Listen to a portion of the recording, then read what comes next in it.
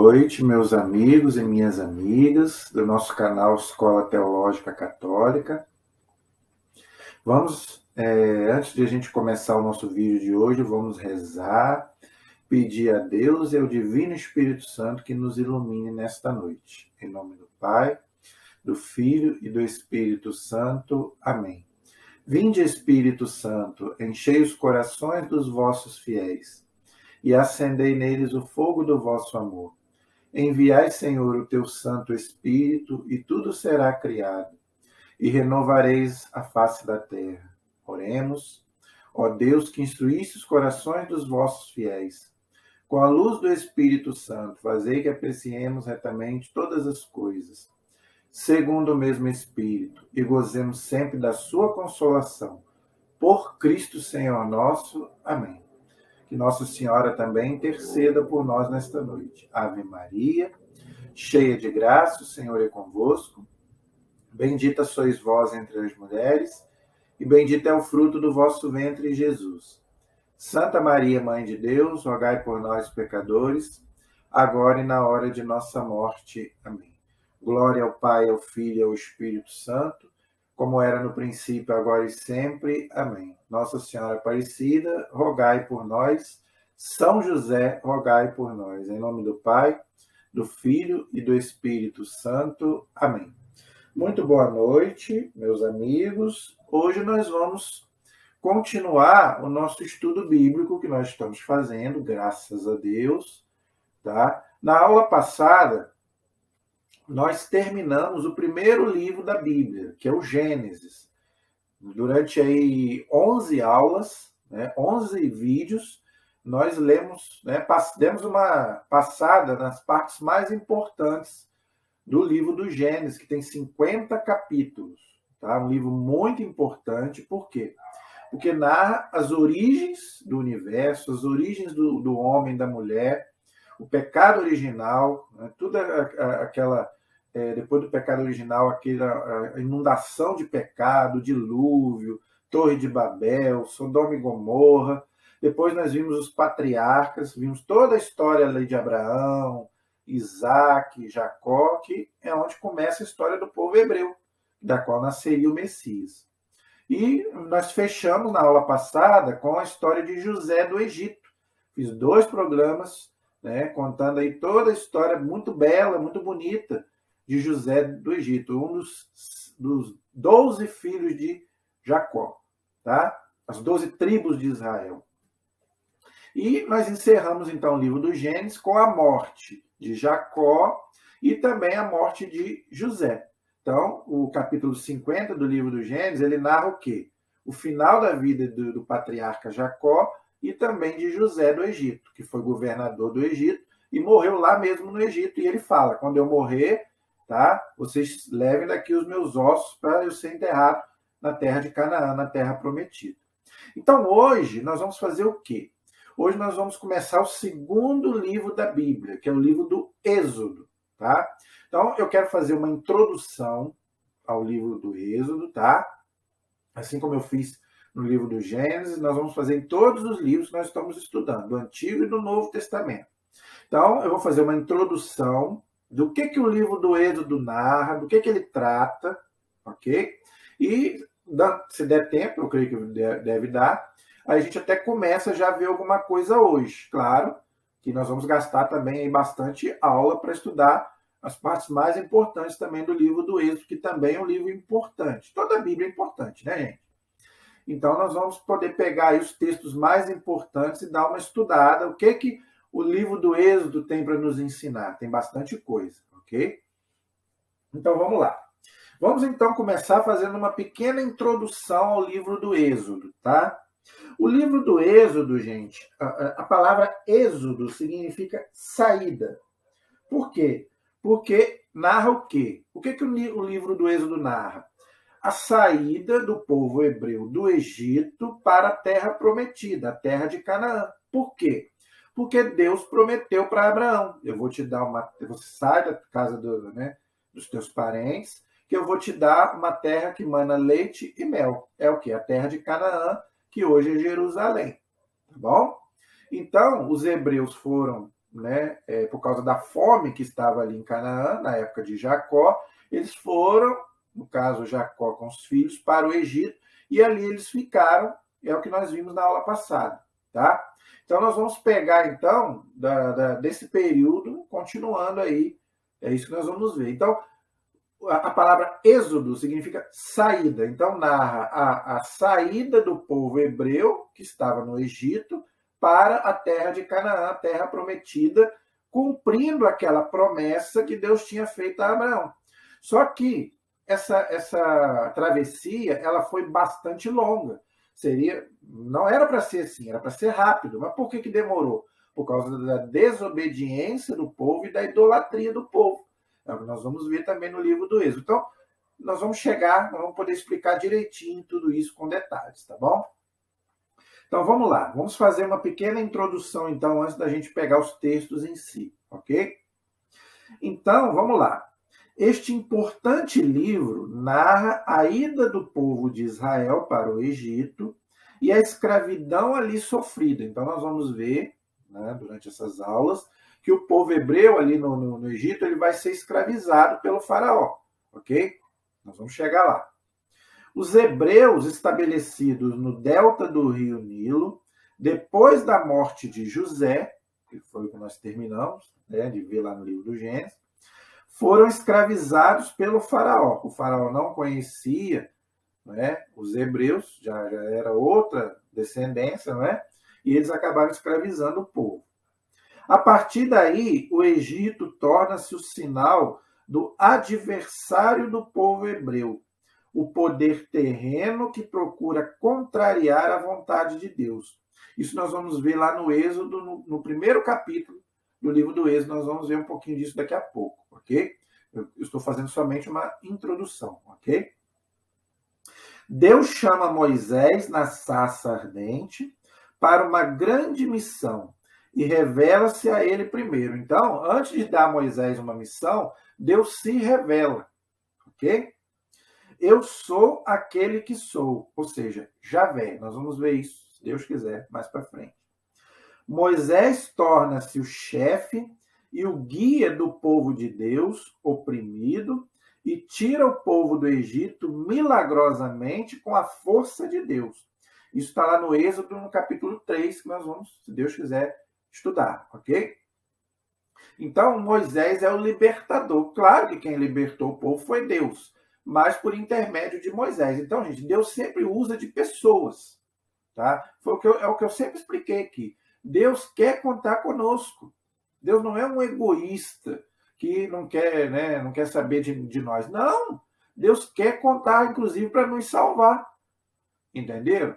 Tem um ditado muito bonito que diz assim: aquele que não precisou de ti para te criar, precisa de ti para te salvar.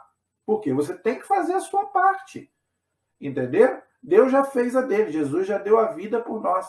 Mas você tem que fazer a sua parte. Como diz São Paulo na carta aos Filipenses, trabalhai na vossa salvação com temor e tremor. Então, quer dizer, é para você fazer a sua parte, não é ficar de braços cruzados. Jesus já me salvou, eu aceitei Jesus, pronto, acabou. Não é assim, não. Isso aí é muito fácil. Estou salvo, pronto e acabou. Não, meu amigo, você tem que fazer a sua parte. Deus já fez a parte dele, mas você tem que fazer a sua. Não pense que a salvação vai cair do céu, né? Não, você tem que suar, não é? Você tem que, alguém consegue alguma coisa sem luta? Não, meu amigo. Para você ganhar a Olimpíada, para você ganhar uma Copa do Mundo, você tem que ralar, tem que suar, tem que treinar, não é verdade? Então, ninguém consegue as coisas de graça, não, meu amigo. A salvação também é a mesma coisa. Então, Deus quer contar conosco. E até para tirar o povo do Egito, Deus quis contar com Moisés, depois com Josué, e nós vamos ver isso aí. Né? Todo o Antigo Testamento e depois o Novo Testamento, com o próprio Jesus, que também quis contar com quem? Com os apóstolos, por isso que ele fundou a igreja. Senão não precisava de igreja. Não é? Então, gente, é muito importante a gente entender isso. Ok? Agora, claro que Deus, não é? É quem vai à frente, né? Sem a ajuda de Deus, lógico que ninguém consegue nada, ok? Então, Moisés tirou o povo do Egito com a força de Deus, tá bom? A passagem do anjo que extermina os primogênitos do Egito mostra que daí em diante o povo libertado terá que viver no temor de Deus e ser fiel a Deus, a aliança que Deus fez com Moisés lá no Monte Sinai. Ok? Toda vez que o povo comete idolatria, Deus abandona o povo. Quando o povo se arrepende, Deus novamente está com o povo. É assim em todo o Antigo Testamento. E é assim também com a gente. Se a gente serve a Deus, segue a Deus, mesmo que a gente passe por tribulações, Deus está conosco. Agora, se a gente abandona Deus, chuta a canela de Deus, aí, meu amigo, aí vem as consequências. Entendeu? A primeira Páscoa é celebrada de maneira cruenta. Foi a figura da grande solene Páscoa, celebrada na imolação de Cristo, o Cordeiro de Deus que tira o pecado do mundo. Está lá no Evangelho de São João, capítulo 1, versículo 29. Pela qual toda a humanidade espiritualmente é libertada da escravidão do pecado e do demônio. Então, o Êxodo capítulo 12, ele mostra essa passagem, né, da Páscoa dos judeus, que já é uma prefiguração da nossa Páscoa. Tá? Então, os judeus celebram a Páscoa, mas não é o mesmo significado que nós celebramos. O judeu celebra o quê? A passagem da escravidão do Egito para a Terra Prometida. E nós não. Como diz aqui, né? Nós celebramos o quê? Jesus que vem, nos resgata, não é? E a gente pode, de novo, ter acesso a Deus. E Jesus nos liberta do poder das trevas e do demônio. Então, a nossa Páscoa é diferente, ok? Depois da libertação do faraó, Deus conduz o seu povo através do Mar Vermelho e do deserto. Essa passagem, para mim, gente, é uma das passagens mais maravilhosas para mim de toda a Bíblia, do Antigo e do Novo Testamento. Eu não me canso de ver, né, seja filme, seja novela, não é? É uma passagem que mexe muito com o meu coração. Eu acho que o maior milagre da Bíblia é a passagem do Mar Vermelho. Não sei se é porque eu sempre tive muito medo de água, não é? Então, eu ver aquele povo atravessando no meio do mar, água de um lado, água do outro, né?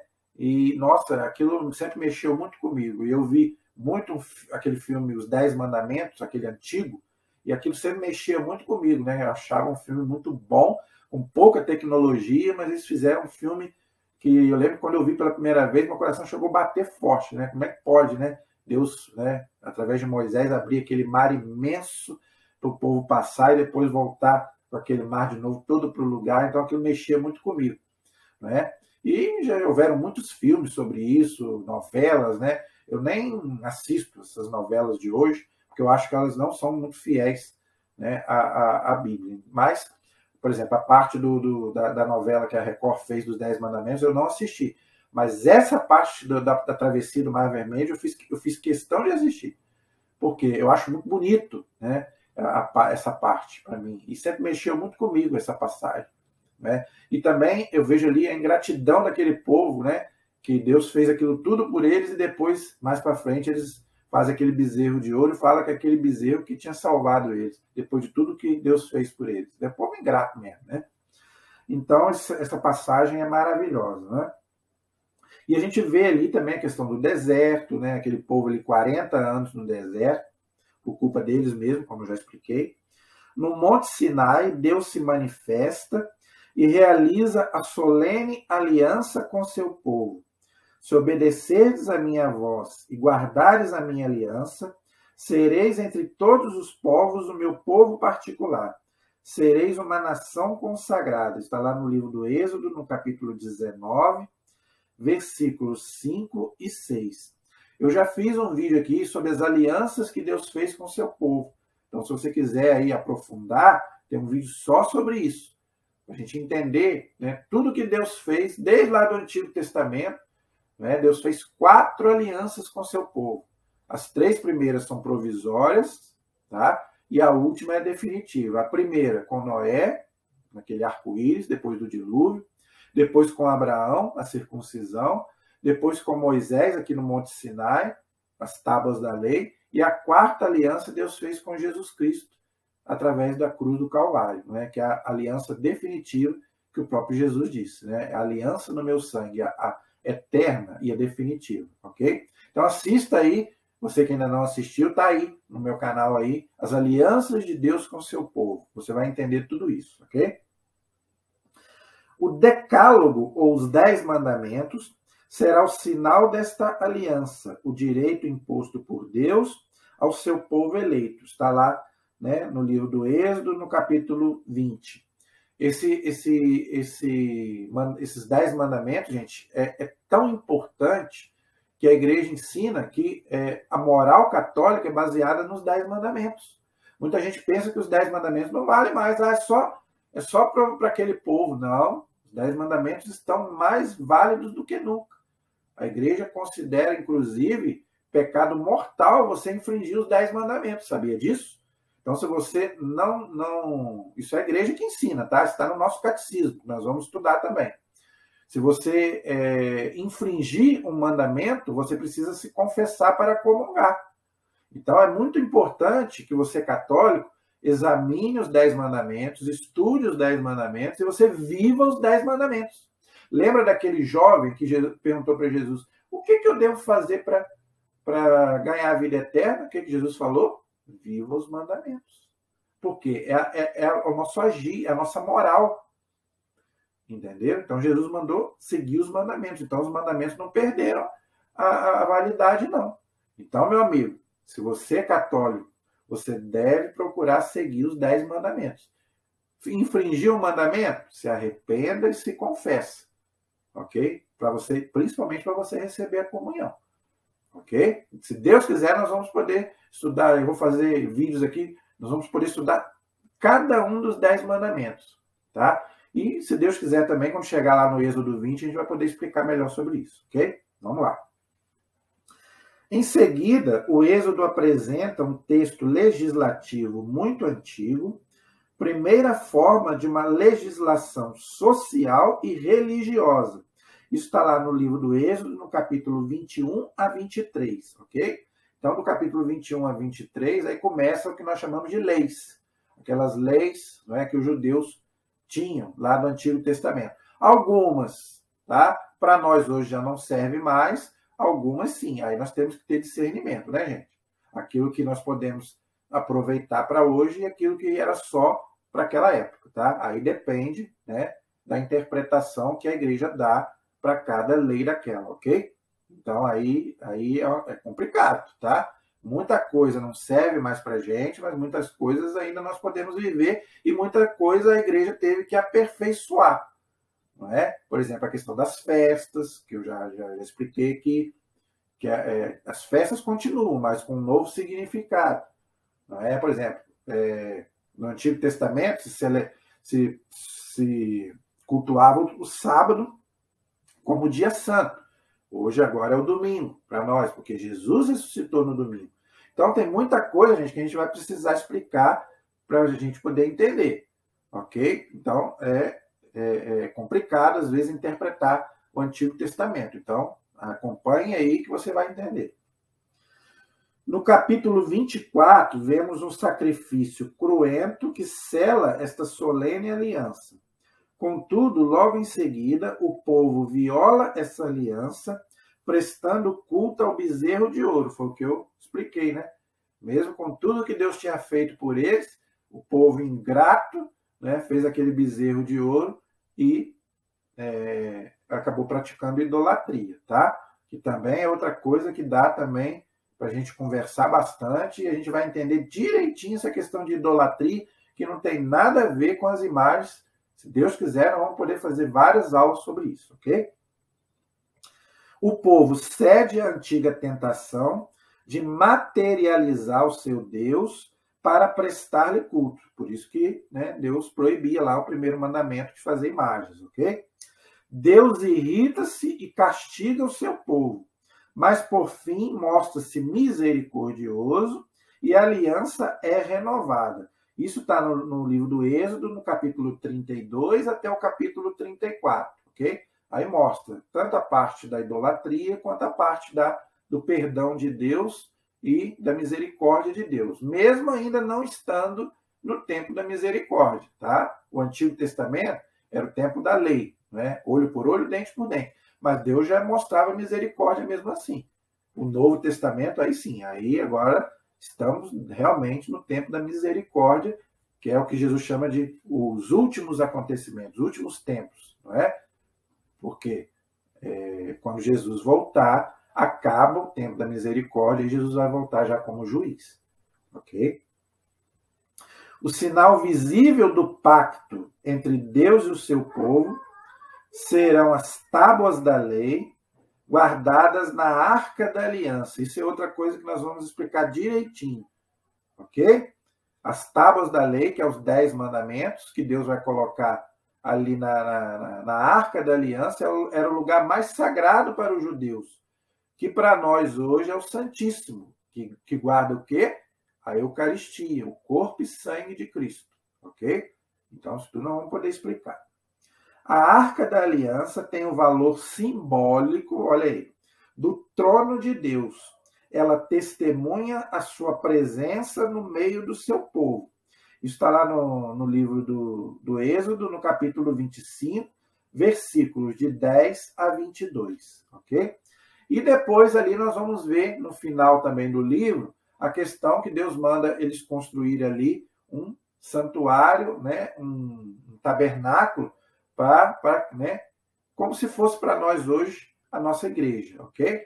E depois, mais para frente, né, Israel, Deus vai mandar eles construir o templo de Jerusalém através de Salomão, ok? Então, isso tudo nós vamos poder ver no livro do Êxodo. O livro do Êxodo tem 40 capítulos, 10 capítulos a menos do que o livro do Gênesis, mas nós vamos poder aí dar uma passada boa aí nessas passagens todas que eu falei. Então, esse é um pequeno resumo desse livro tão importante para nós, que é o livro do Êxodo. Então, agora, nós vamos começar a estudar, então, em si o livro. Eu fiz um resumo, agora nós vamos estudar as principais partes do livro, como a gente fez com o livro do Gênesis, ok?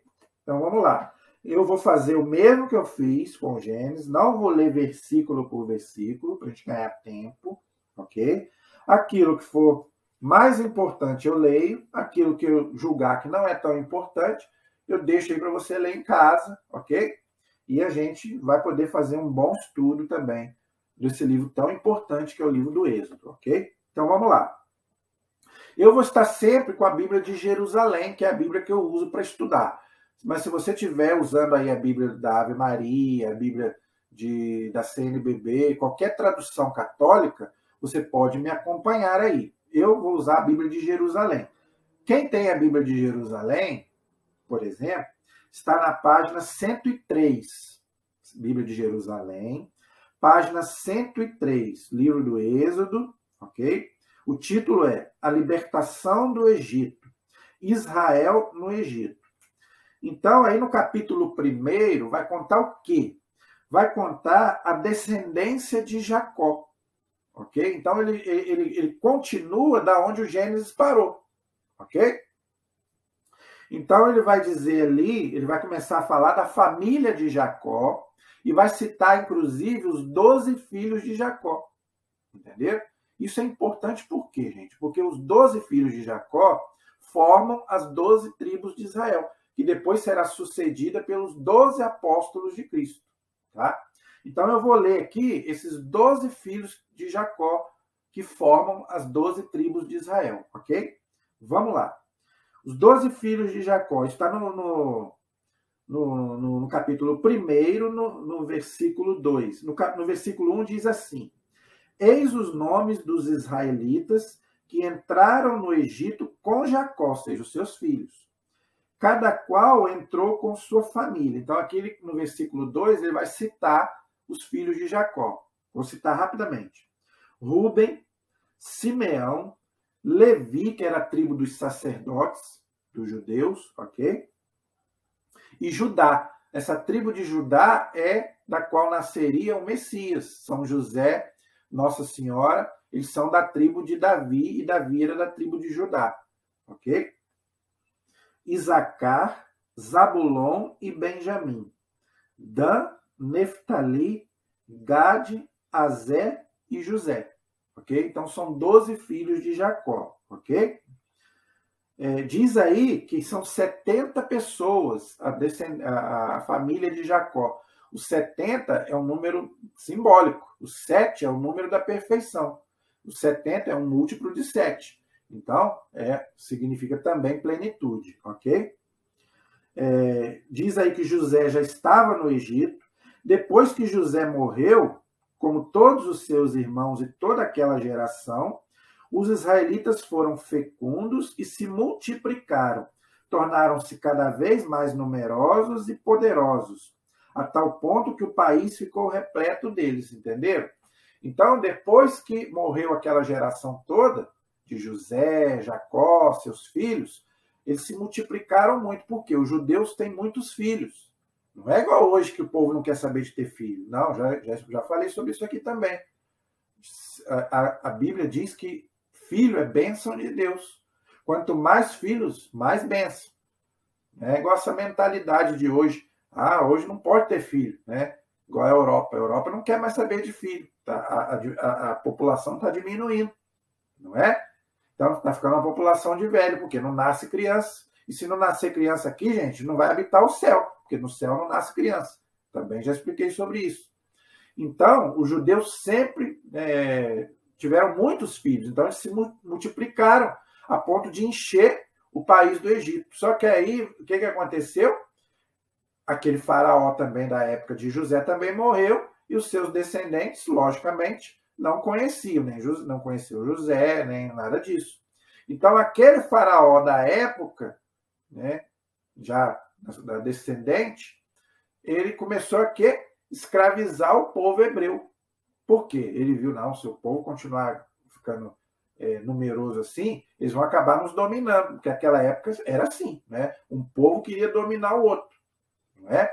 Então, isso aí está aí no versículo 8, tá? Chegou o poder sobre o Egito um novo rei que não conhecia José. Ele disse à sua gente: eis que o povo dos israelitas tornou-se mais numeroso e mais poderoso do que nós. Aí, então ele ficou com medo daquele povo se revoltar contra ele. Vinde, tomemos sábias medidas para impedir que ele cresça, pois o contrário, em caso de guerra, aumentará o número dos nossos adversários e combaterá contra nós para depois sair do país. Portanto, impuseram a Israel inspetores de obras para tornar-lhe dura a vida com trabalhos que lhe exigiam. Foi assim que eles construíram para o faraó as cidades armazéns de Pitom e Ramsés. Mas quanto mais os oprimiam, tanto mais se multiplicavam e cresciam, o que fez com que temesse os israelitas. Tá vendo? Ele ficou com medo, porque por mais que ele escravizasse eles, mais eles se multiplicavam. Os egípcios obrigavam os israelitas ao trabalho e tornavam-lhe amarga a vida com duros trabalhos. A preparação da argila, a fabricação de tijolos, vários trabalhos nos campos e toda espécie de trabalhos com os quais os obrigavam. O rei do Egito disse... Aí, gente, eu quero aconselhar para você assistir o filme dos 10 Mandamentos, mas aquele filme antigo, tá? O filme é Os 10 Mandamentos. Ele não tem dublado, ele só tem legendado. Mas vale a pena assistir, gente. Muito bom. Mostra muito bem essa parte, onde os israelitas são oprimidos, não é? Escravos, escravizados. Dá muita pena de ver como é que o povo sofre ali com o faraó. O faraó é muito ruim, né? Faz eles de escravos mesmo, né? Mas o mais importante, eles continuam mantendo a sua fé em Deus e no libertador. Deus vai mandar um libertador para nos salvar, que vai ser Moisés. Nós vamos ver daqui a pouco. Moisés, para os judeus, é como se fosse Jesus para nós cristãos. Tá? Moisés, para eles, é tudo, porque libertou o povo lá do Egito, da escravidão do Egito, para a terra prometida. Ok? E, por exemplo, para nós, o mais importante da Bíblia é os 4 evangelhos. São Mateus, São Marcos, São Lucas e São João, que falam de Jesus. Já para os judeus, o mais importante são os 5 primeiros livros da Bíblia, que é o Gênesis, Êxodo, Levítico, Número e Deuteronômio. E o Êxodo, que é esse livro, Levítico, Número e Deuteronômio, esses 4 livros, falam de quem? De Moisés. Então, Moisés, para eles, é como se fosse Jesus para nós. Ok? Realmente, Moisés foi um grande homem, a ponto da Bíblia dizer que foi o maior profeta com quem Deus falava face a face, Deus conversava face a face. Não, nunca houve um profeta como Moisés, diz o Deuteronômio, com quem Deus falava face a face. Não é que Moisés via Deus, ninguém pode ver Deus e continuar vivo, não. Né? Mas Deus conversava com Moisés, como se fosse um amigo mesmo, entendeu? Então, esse libertador, o povo tinha muita fé, mesmo, né, naquela escravidão terrível, passando todas aquelas necessidades, mas o povo tinha fé. Não, Deus vai nos mandar um libertador. A fé do povo, isso aí também é importante a gente entender. Então assista esse filme, é muito bom, é maravilhoso, é o melhor filme sobre a vida de Moisés que eu já assisti. Os 10 Mandamentos. Ele é de 1956, se eu não me engano, não é? E o ator que faz o Moisés também arrasa, né? Até morreu. Acho que é Charlton Heston o nome dele. Mas aqui, aliás, todo o filme é maravilhoso. Né? Então, ele mostra ali toda essa parte e também toda a vida de Moisés, até mesmo até o ponto dele realmente passar ali o bastão para Josué, porque ele não entrou na Terra Prometida, ok? Então, vale a pena vocês assistirem, ok? Aí no versículo 15, fala que o rei do Egito mandou a parteira dos hebreus matar todos os homens que nascessem, todas as crianças que nascessem. Ele deu uma ordem assim, o faraó do Egito. Toda criança que nascer, que for mulher, deixa viver. Mas os homens vocês matam. Ele ficou com medo, né, do povo aumentar mais ainda. Não é? Principalmente os homens, né, e crescer, aquela coisa toda. Então, ele deu essa ordem. Não, as mulheres deixam viver, as meninas, mas os homens vocês matam. Só que as parteiras, né, elas temiam a Deus, elas eram tementes a Deus, e principalmente os hebreus, né, eles temiam a Deus. Então, eles não fizeram o que o faraó pediu. Tá? Então, depois você pode ler aí, até o versículo 22 do capítulo 1, você vai ver isso que eu estou explicando, que elas não fizeram, tá? Não obedeceram o faraó. O versículo 17. As parteiras, porém, temeram a Deus e não fizeram o que o rei do Egito lhes havia ordenado. E deixaram os meninos viver. Então, elas não mataram as crianças, entendeu? Só que aí o rei soube e começou a brigar com ela. Por que vocês não fizeram isso? Tá? Por que vocês não mataram como eu mandei? Aí elas responderam ao faraó: as mulheres dos hebreus já não são como as egípcias. São cheias de vida e antes que as parteiras cheguem já deram à luz. Passaram mel lá na boca do faraó, né? Por isso Deus, versículo 20, por isso Deus favoreceu essas parteiras e o povo tornou-se muito numeroso e muito poderoso. E porque as parteiras temeram a Deus, ele lhes deu uma posteridade. Então o faraó ordenou a todo o seu povo: jogai no rio todo menino que nascer, mas deixai as meninas vivas. Ok? Então, aí vai acontecer o quê? Vai acontecer isso com Moisés, tá? No capítulo 2, diz aí, juventude e vocação de Moisés. Então, aí no capítulo 2, do versículo 1 a 10, vai contar aí o nascimento de Moisés. Então, vai acontecer com ele isso aí que eu expliquei, tá? Ele nasceu, ok? Só que aí, logicamente, que eles não mataram o Moisés. Aí o que aconteceu? Botaram ele numa cesta. Todo mundo sabe, né? A história de Moisés é muito conhecida, né, gente? Tem muitos filmes, a novela aí passou, muita gente viu, tá? Então, todo mundo sabe a história de Moisés. Então, eu penso que muita coisa que a gente pode até não perder muito tempo nisso, porque é uma história muito conhecida, né? Então, Moisés, eu acho que depois de Jesus, é um dos personagens mais conhecidos, é Moisés, tá? Então, botaram ele lá no cesto lá, e a irmã dele ficou olhando, ela, né, ele foi pelo rio, e a cesta foi andando, ela botou ele lá enrolado no pano hebreu, e ela ficou observando para ver aonde que ia dar. E quem estava se banhando no rio? A filha do faraó. Então ela mandou a sua serva pegar, ela viu aquela cesta ali no rio, mandou pegar, viu que era uma criança. Então ela teve compaixão, não é? E ela não fez nada com Moisés. O que ela fez? Ela entregou Moisés para a própria mãe dele para que ela o amamentasse. E depois que a mãe dele amamentou Moisés, ela devolveu, porque não podia ficar com ele, ela devolveu, tá, para filha do faraó que criou Moisés. Então Moisés, ele passou praticamente toda a sua infância e juventude criado como filho do faraó. E nesse filme que eu estou falando, mostra um pouquinho da vida de Moisés, que a Bíblia não fala. A Bíblia já vai direto, né, da juventude de Moisés para parte que ele já conhece a mulher dele, já casa, já tem filho. Então não mostra a vida de Moisés ali no Egito. Já o filme mostra. Okay? Então por isso que eu estou falando. Esse filme é muito bom, que ele é muito, muito fiel, não é, às tradições que nós temos de Moisés. Ok? Muito fiel. Eu prefiro o filme do que as novelas que eles colocam por aí. Ok? Acho o filme muito mais fiel. Então, depois você pode ver aí tudo isso que eu estou explicando, do capítulo 2, no versículo de 1 até 10, ok? Então, depois que a mãe amamentou Moisés, devolveu para a filha do faraó, e ele foi criado, então, como, né, um egípcio, ok? E diz aí no versículo 10 que o nome de Moisés significa o quê? Aquele que é tirado das águas. Interessante, versículo 10. Quando o menino cresceu, ela o entregou à filha do faraó, a qual o adotou e lhe pôs o nome de Moisés, dizendo: eu o retirei das águas. Tá vendo? Aí no versículo 11, fala da fuga de Moisés para Madiã. Por quê? Porque aconteceu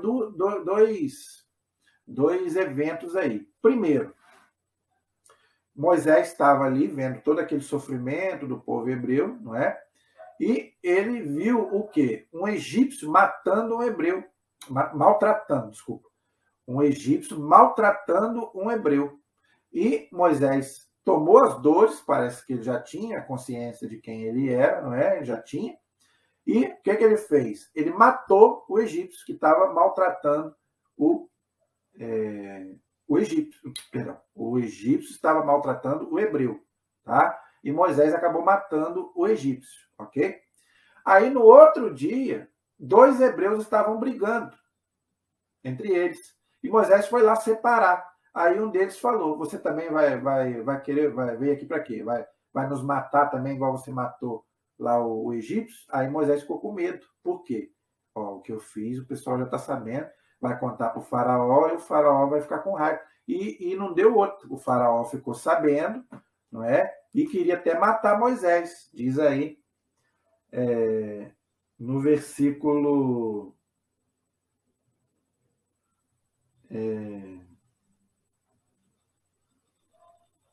no versículo 15. O faraó, tendo notícia do caso, procurava matar Moisés. Mas este, fugindo da sua vista, retirou-se para a terra de Madiã e assentou-se junto ao poço.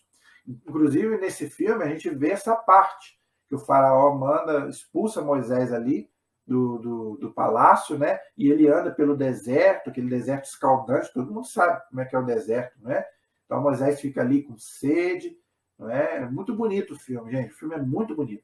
E aí depois ele acaba chegando a Madiã e ele acha um poço e ali ele desmaia, né? Porque ele andou pelo deserto, né? Ele chega a desmaiar ali no poço de Madiã. Aí ali acontece uma coisa interessante.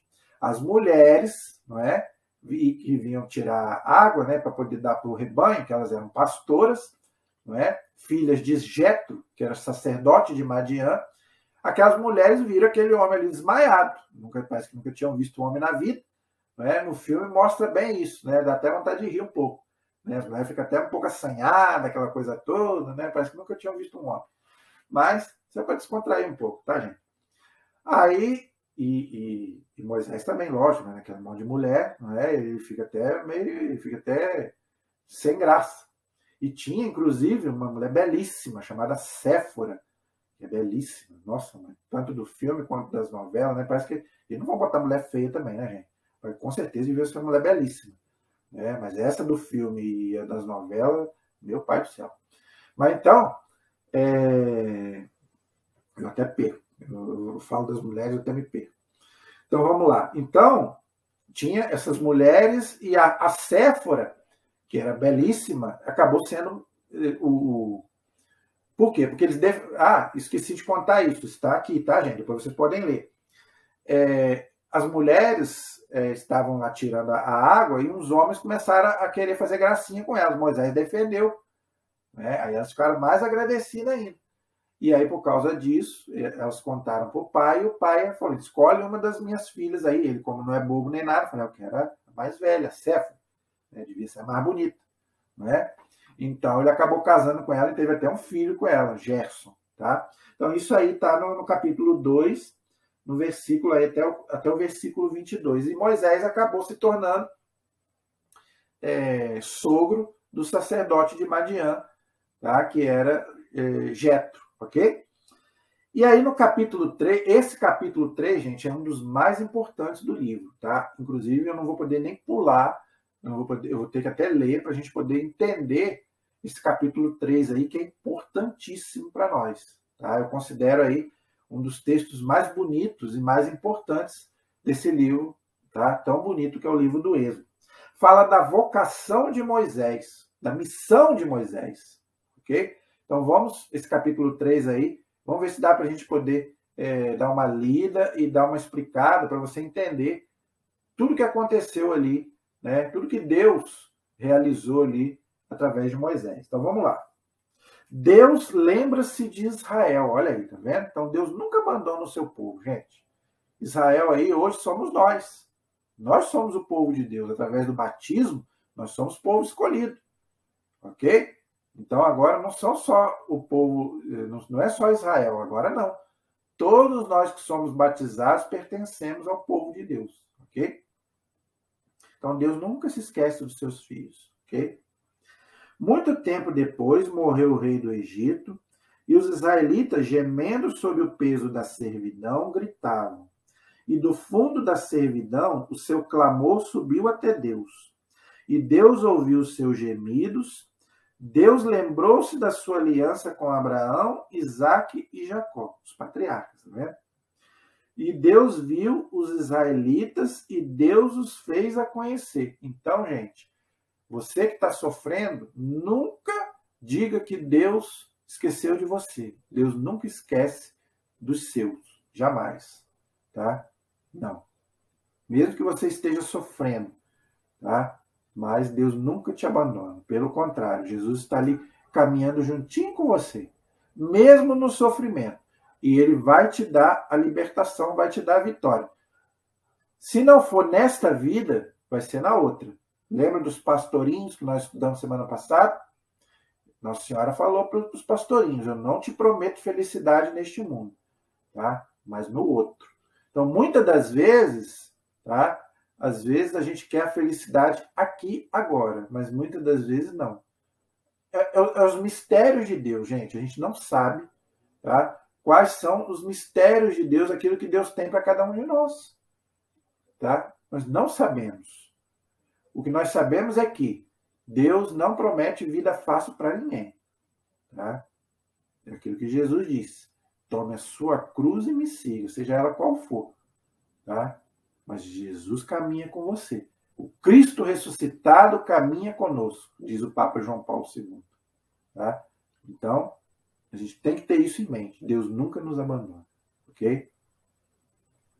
Aí vem o episódio da sarça ardente, que é belíssimo. É outra parte que me encanta, né, do livro do Êxodo.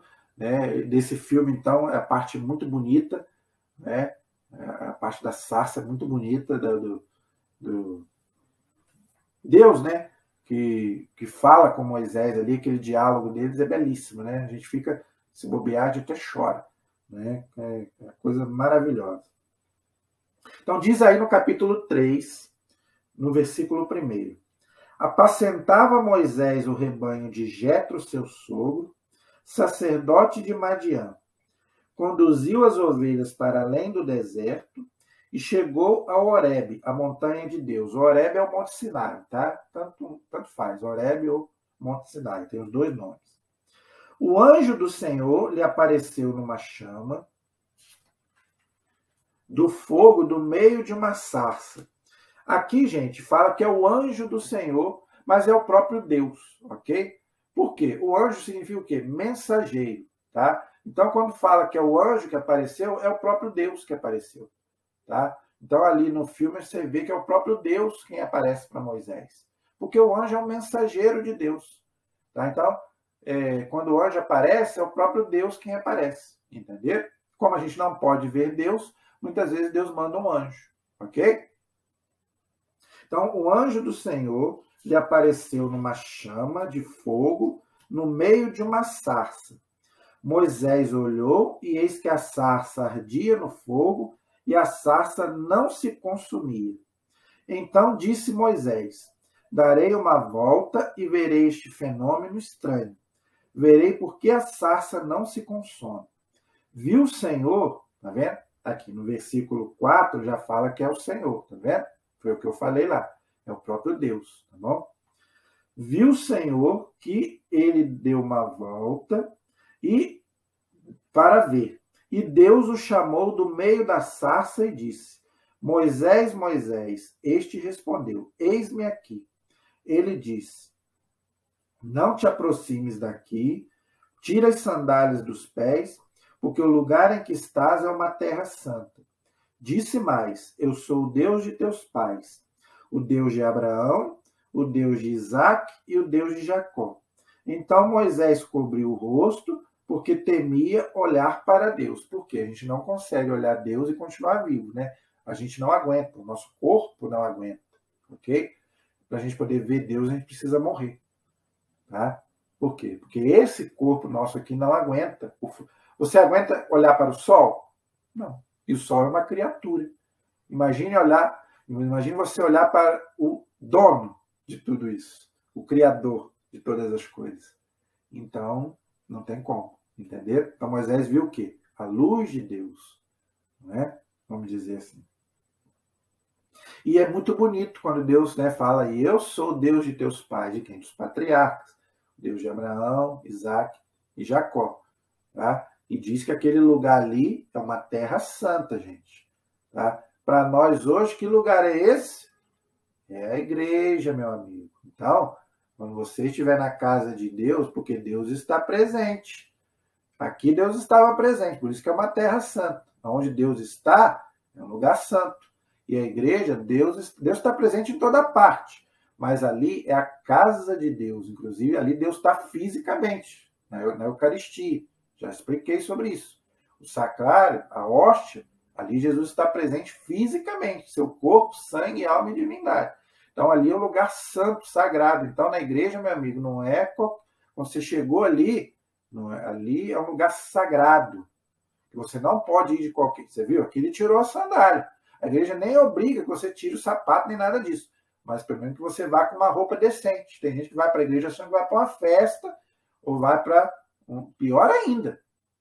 Tem gente, que Deus me perdoe, que acha que vai para, né, certos lugares aí, né, dançar, aí lugares piores ainda, porque vão mostrando, né, as pernas, mostrando, né, os decotes da vida. Então, gente, a igreja é um lugar sagrado, um lugar santo. Então, quando você chegar ali, você tem que entender que você está entrando na casa de Deus. Deus está presente ali, fisicamente. Tá? Então, olha o respeito que Moisés tinha pelo lugar. E a gente tem que ter pela casa de Deus, ok? No versículo 7, o Senhor disse: eu vi a miséria do meu povo que está no Egito. Ouvi o seu grito por causa dos seus opressores, pois eu conheço as suas angústias. Está vendo? Deus é onipresente, onisciente e onipotente. Então, Deus sabe de todas as coisas. Deus vê tudo, meu amigo. Por isso desci a fim de libertá-lo da mão dos egípcios e fazê-lo subir desta terra para uma terra boa e vasta, terra que mana leite e mel, A promessa que Deus tinha feito para Abraão. O lugar dos cananeus, dos heteus, dos amorreus, dos ferezeus, dos heveus e dos jebuseus. Então, esses povos dominavam ali a terra de Canaã. E Deus falou, eu vou te entregar essa terra onde esse povo está ali. Nós vamos ver isso no livro de Josué. Ok? Agora, o grito dos israelitas chegou até mim. E também veja a opressão com que os egípcios os estão oprimindo. Vai, pois, e eu te enviarei ao faraó para fazer sair do Egito meu povo, os israelitas. Gente, isso quer dizer o quê? Que Deus vê todas as coisas. Está bem claro aqui. Deus falando, eu vi a opressão do meu povo. Então, aquela pessoa que está sendo oprimida, aquele povo que está sofrendo, Deus está vendo. Tá? Então, tem muita... Por que eu estou falando isso? Porque eu já vi muita gente falar que Deus não está mais... Deus não está presente, Deus não está olhando, Deus está dormindo. Deus está mais vivo do que você pensa. Você que pensa que Deus não está vendo, mas Deus está vendo. Por isso que é o perigo do pecado. Por quê? A gente acha que Deus não está vendo. Ah, eu tenho vergonha de me confessar com o padre. Mas como é que você não teve vergonha de pecar diante de Deus? Deus está vendo. Deus está bem claro que eu vi tudo que os israelitas estão sofrendo lá, tudo que o faraó fez com o povo, Deus está vendo tudo. Então, meu amigo, não pense que você está fazendo as coisas escondidas de Deus. E um dia nós vamos prestar contas a Deus. Quando a gente morrer. Pode ser hoje. O que falta para uma porta ser fechada? Que ela esteja aberta. Você pode morrer daqui a pouco. E Deus vai pedir contas de tudo que você fez. Então, isso é importante a gente entender. Então, disse Moisés a Deus, quem sou eu para ir ao faraó e fazer sair do Egito os israelitas? Deus disse, eu estarei contigo e este será o sinal que eu te enviei. Quando fizeres o povo sair do Egito, vós servireis a Deus nessa montanha. Isso é muito importante, gente. A gente não tem realmente como fazer nada sem Deus, sem a graça de Deus. Eu falo por mim. Quem diria que eu iria estar fazendo isso que eu estou fazendo aqui? Eu nunca imaginei que eu ia estar fazendo isso aqui, que eu ia ser um catequista. Nunca. Um rapaz tímido igual eu sou, sempre fui um cara muito tímido. Tá? Eu ia à igreja, ia à missa, mas eu tinha vergonha de chegar até perto dos padres. Eu tinha vergonha. Agora, Deus me chamar para ser um catequista, para ter um canal onde eu estou falando para várias pessoas me ouvindo, só a graça de Deus, só Ele. Entendeu? O mais miserável dos homens que sou eu, é aquilo que Moisés fala aqui, mas eu não sei nem falar, Senhor. Eu nunca pensei, eu fiz o quê? Eu fiz teologia 2 anos e meio, entendeu? Então quer dizer, Deus me chamar para... Mas é Deus quem chama, é Deus quem pede, e a gente vai falar, não podemos fazer isso, mas o importante é aquilo que Deus falou aqui, eu estarei contigo. Isso é o que nos dá força, né, para continuar o trabalho, saber que Deus está conosco. Porque com as nossas forças, gente, a gente não consegue. Nada na vida a gente consegue sem Deus. E principalmente trabalhar para Ele. Tá? Então, tudo que você for fazer, peça a Deus para que, né, te capacite e para que Ele nunca te abandone. Mas para isso você também tem que fazer a sua parte, ser fiel a Deus. Tá? E Deus fala para ele, você vai tirar o povo e você vai trazer o povo aqui e vocês vão me servir aqui nessa montanha, ou seja, no Monte Sinai. Tá? Tudo aquilo que Deus fala acontece. Nós já explicamos sobre isso. Tá? E, para encerrar hoje, nós vamos ver aí a revelação do nome divino. Então, Deus vai se revelar para ele. Essa é a parte mais bonita, não é? Moisés disse a Deus, quando eu for aos israelitas e disser, o Deus de vossos pais me enviou até vós, e me perguntarem qual é o teu nome, que direi? Disse Deus a Moisés, eu sou aquele que é. Disse mais, assim dirás aos israelitas, eu sou, me enviou a vós. Deus disse ainda a Moisés, assim dirás aos israelitas, o Senhor, o Deus de vossos pais, o Deus de Abraão, o Deus de Isaque, o Deus de Jacó, me enviou até vós. É o meu nome para sempre. e é assim que me invocarão de geração em geração. Então, gente, veja, Deus diz, eu sou aquele que sou. Quer dizer o quê? Eu sou aquele que existe. Eu não preciso de nada e nem de ninguém para existir. É aquilo que eu já expliquei. Deus é incriado, sempre existiu, sempre vai existir. Eu sou aquele que sou. Todo mundo depende de mim para viver, mas eu não dependo de ninguém. Aí você vai me dizer, mas eu não entendo, e nem eu. Mas é isso. Não quero entender Deus. Com essa cabecinha finita que nós temos, com essa inteligência que nós temos, não, você não vai entender. Mas é isso. Eu sou aquele que sou. Então, quando ele fala aí, eu sou, me enviou até vós, quer dizer, eu sou Deus. Tá? Então, lembra que Jesus disse isso para os judeus? Antes que Abraão existisse, eu sou. Então, Jesus, quando falou eu sou, Jesus está dizendo, eu sou Deus. E quando os judeus lembraram dessa passagem de Êxodo, que Jesus estava dizendo que ele era Deus, aí queriam matar Jesus. Entendeu? Porque eles não aceitavam Jesus como Deus. Então, Jesus... Eu vou fazer um vídeo aí sobre a Santíssima Trindade, nós vamos poder explicar isso melhor. Ok? Então, gente, muita gente pergunta, né? Qual realmente é o nome de Deus? Veja, traduzido esse eu sou para o português, dá o quê? Javé. Tá? O Jeová é uma tradução errada do nome Javé. Ok? Então, a tradução correta é Yavé. Yavé em hebraico, em português, em hebraico quer dizer Yavé, que em português dá Javé.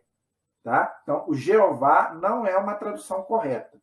Temos alguns irmãos aí protestantes e seitas que usam esse nome, nós respeitamos, mas nós católicos não usamos o Jeová, porque para nós é uma tradução errada do Javé. Tanto que a minha Bíblia aqui de Jerusalém, que ela é traduzida do hebraico, ela cita aqui Yavé. Yavé em português quer dizer Javé. Você pode ler aí no versículo 15. Tem vários versículos aí que traz o Yavé, ok? Que para nós é o Javé. Agora veja, a igreja ensina que a gente não deve pronunciar esse nome.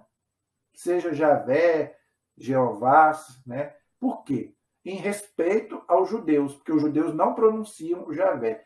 Os judeus pronunciam Adonai, quer dizer, meu Senhor, por respeito a Deus. E a igreja também, por respeito a Deus e aos judeus, o Papa Bento XVI pediu para que os católicos também não usem a palavra Javé. Chamem meu Senhor, Adonai.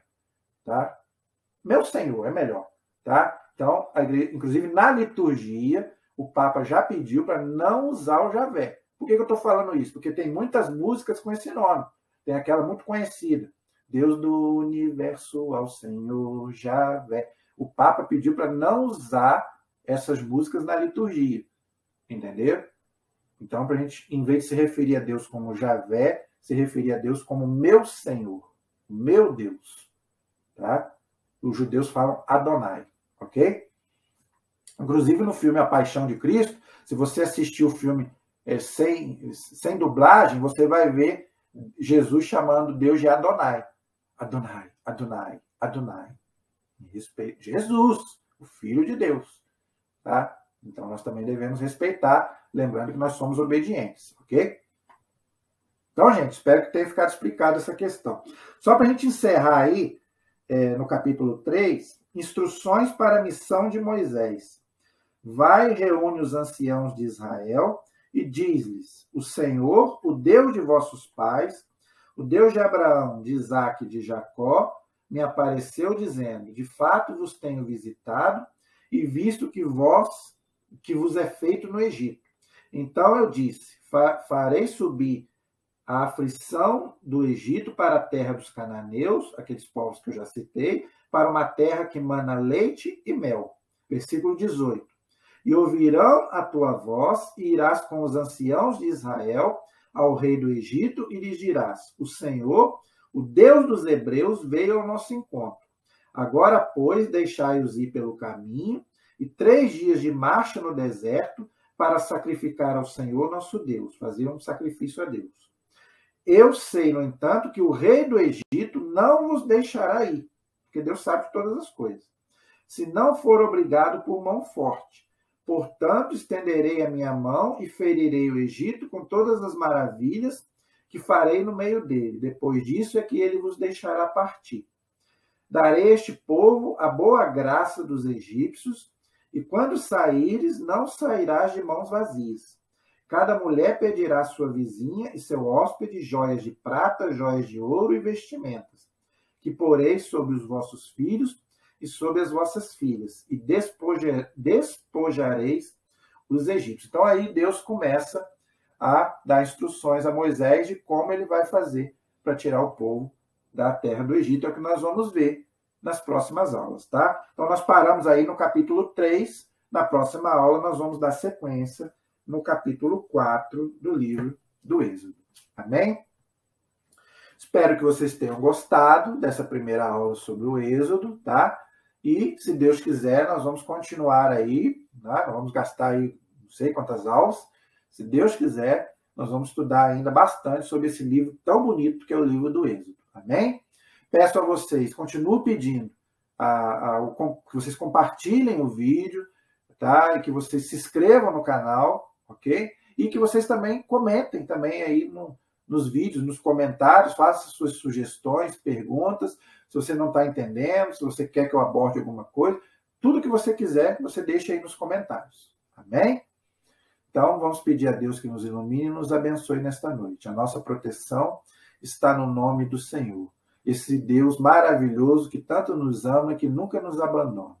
Pela intercessão da Mãe de Deus e nossa Mãe, a Virgem Maria, estivemos e permaneceremos sempre unidos. Em nome do Pai, do Filho e do Espírito Santo. Amém. Tá? Que vocês tenham uma noite abençoada por Deus. Até o próximo programa, se Deus quiser. Deus abençoe a todos.